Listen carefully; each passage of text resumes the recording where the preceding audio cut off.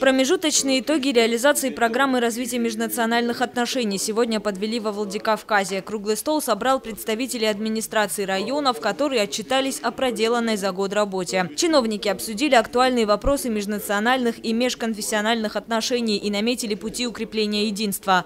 Особое внимание уделили этнокультурному развитию. Регулярно проводятся мероприятия для молодежи, в том числе с участием ветеранов войны и труда. По словам министра по вопросам национальных отношений Сослана Фраева, благодаря усердной работе на местах в республике сохраняются мир и стабильность. Госпрограмма развития межнациональных отношений будет реализовываться в Северной Осетии до 2018 года. Да, основная цель нашей встречи – это обсуждение и реализации и хода национальной государственной политики именно муниципальных образований.